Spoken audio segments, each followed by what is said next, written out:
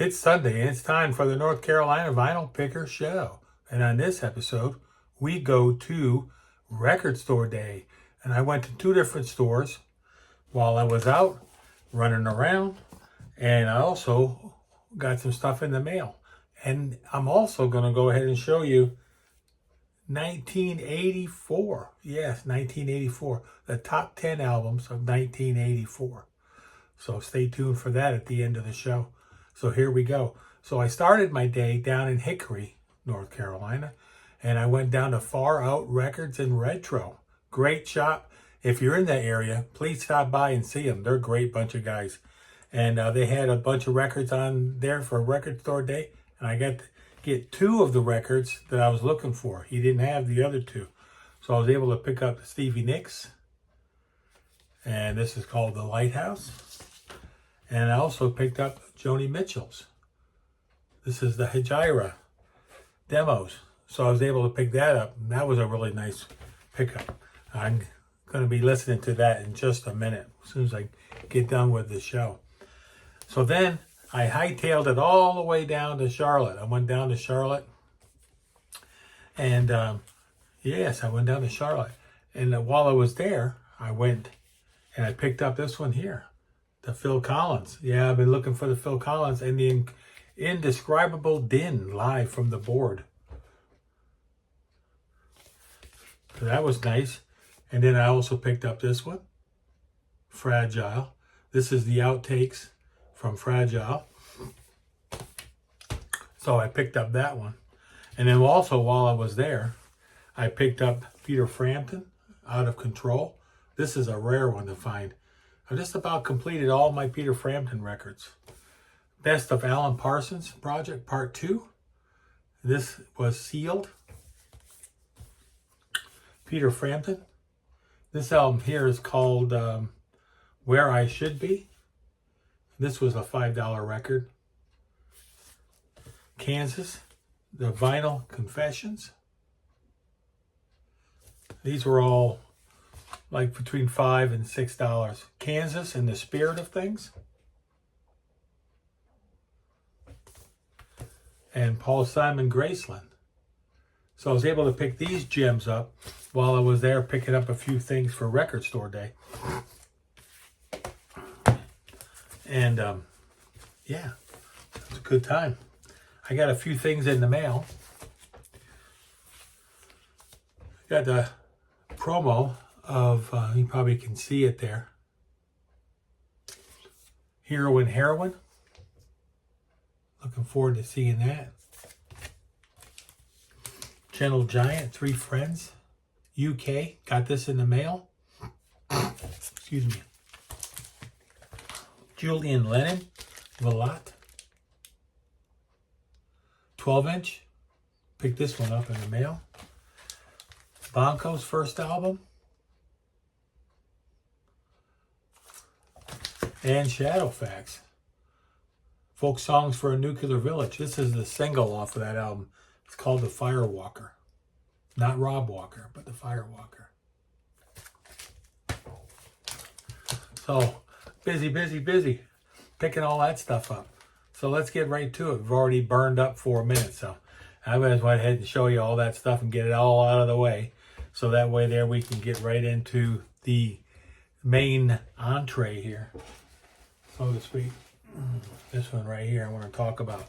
So now we're going to zoom right into 1984. Yes. We're going to talk about the albums first that wasn't on my list in 1984, my top 10.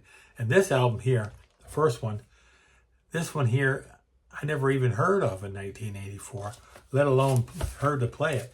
But it's called, the name of the band is called Pick Up a Jola and Everyman. I believe this is a stone figure from Vesuvius. I'm not mistaken. I have to look that up, but it kind of reminds me of Faces of Stone, the song that David Gilmour did. Yeah, so that one there comes in below my top 10.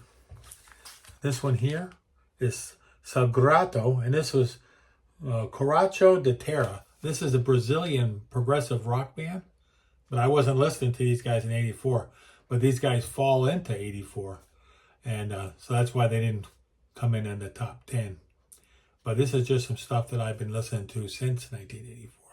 This is a great band. So if you don't know this album, you could probably stream it. And if you like prog, if you like Genesis, and Nectar, Grobschnitt, stuff like that, you might like this band.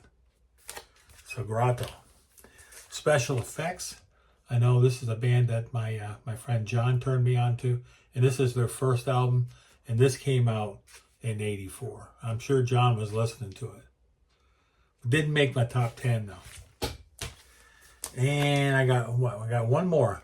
This one here I found online for a tenner. I found for $10 with free postage. Now this album I used to have on cassette. I used to listen to it all the time on my ship. Yeah, and on 84 I was in Mayport, Florida, on board my first, not my first, but my second ship. Yes, I was on board the USS Stark. And I used to play this all the time. I had it on cassette. I picked it up overseas. I still got the cassette somewhere. Love is the Law. Toya, who's married to who? Who's he married to? Little Tony in the front row down there? Yes. Who's he married to? You're right. Robert Fripp. Yes, he's married to Robert Fripp. Very good. You get a star for that. Yes, you get a gold star. Okay, now we're coming in on the top 10. So the top 10 for 1984. What was you listening to in 1984? I always throw this out there.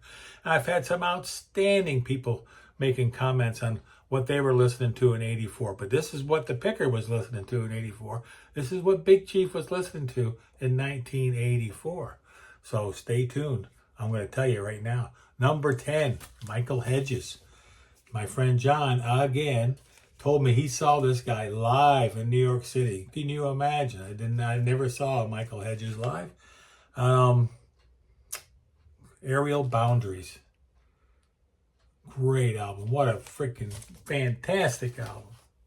Coming in at number 9, Lindsey Buckingham. And I had this album. I used to listen to this one all the time. I think I had it on CD, or it could have been on cassette. And this is his, I believe it's his second solo album, and it's called Go Insane. He was probably going insane because he messed up with Stevie Nicks. Coming in at number 8, Bill Evans. And I ain't talking about the guy that plays the piano. I'm talking about the saxophone player, Bill Evans. And this is a top 10 album for any year. I love this album, and I love Bill Evans, the saxophone player. And he played with a band called The Elements, which were a band that was the people that were from Pat Metheny group. They made a side project after Pat made his solo albums and stuff. But Bill Evans, this album is incredible. If you like your jazz a little on the softer side, a saxophone player, this guy here just lets loose. And actually, he's got a CD out that's called Let the Juice Loose. So there you go. Bill Evans. Yep. Living in the Crest of a Wave. This is a cheap heat. You can pick up this album. I think I have an extra copy. Might be in my store. You can pick up this album for like $5 if you can find one. Coming in at number 7, it's got to be Thomas Dolby. And this is my favorite album by Thomas Dolby. It's his second album called The Flat Earth. That's right. This is a great, great album. And if you're into Thomas Dolby, or if you thought you might want to listen to some of his stuff, then pick up this second album here, the sophomore release, The Flat Earth. Coming in at number 6, I'm all in on this man right here, Julian Lennon, right? Jules. I love his voice. I've loved this album since it came out, and I've been trying to collect all his records, but he's got a couple of them that are very hard to get. And it was during the CD era. I got one coming from the UK, and there's 2 other ones that I'm not probably going to be able to get. One of them is very expensive, it's like over $100.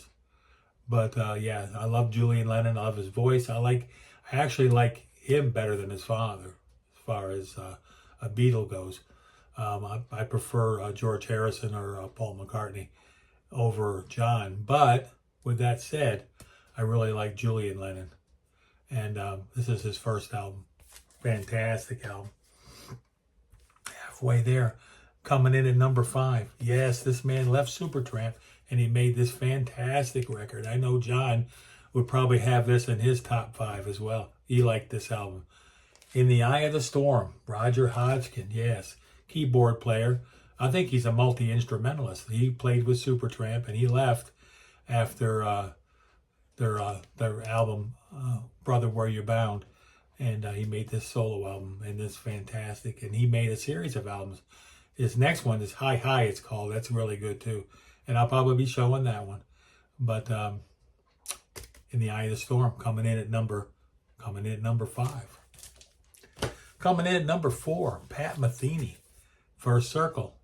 I always got to have Pat Metheny in my top 10, don't I? But every year he put an album out, and this one here is no exception. It has Yolanda You Learn on it, and starts off with the Forward March. Great album. Coming in at number 4. If you love Pat Metheny Group, you need this album right here, number 4. Coming in at number 3. Saw this tour, Grace Under Pressure. Yes, Marillion opened up for him. I saw him at Radio City Music Hall. And great show. Awesome show. Marillion just about got booed off the stage. There were a lot of Rush fans there that night. Rush was huge then. Huge! And Marillion was just an upcoming band. And sometimes the opening act doesn't fare too well. But Marillion was excellent.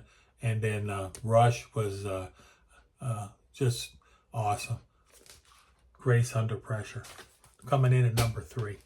Coming in at number 2.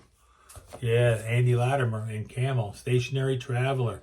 This is one of my favorite later Camel albums. I can remember buying this overseas, and I used to listen to this. There's another record I used to listen to all the time on board ship.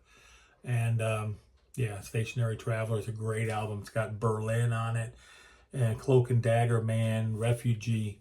Just a fantastic record. What do you say number 1 is? What do you think it is, John? What do you think number 1 is for 1984? Coming way back. Coming in, Fugazi. Yes, Marillion coming in with Fugazi. That's right. This is the tour that I saw open for Rush. And then they did Assassin, Punch and Judy, Jigsaw, Emerald Eyes. All the great songs. Great covers. I think Mark Wilkinson is the guy who did the covers for Marillion albums. And just very cool record albums.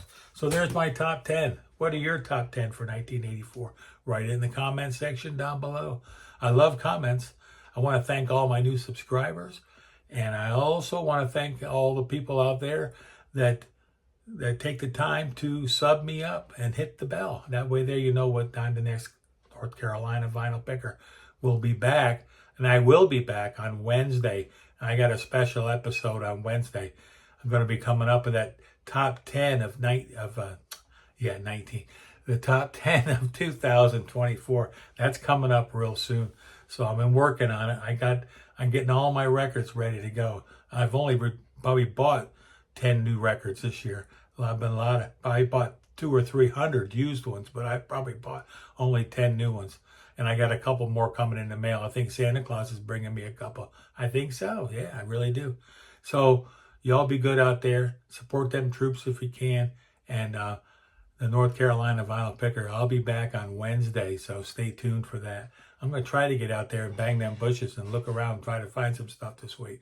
We'll see what happens. I know I got a ton of shit coming in the mail. So we'll be talking to you soon. North Carolina Vinyl Picker, I am out. I'm out of here. I'm out.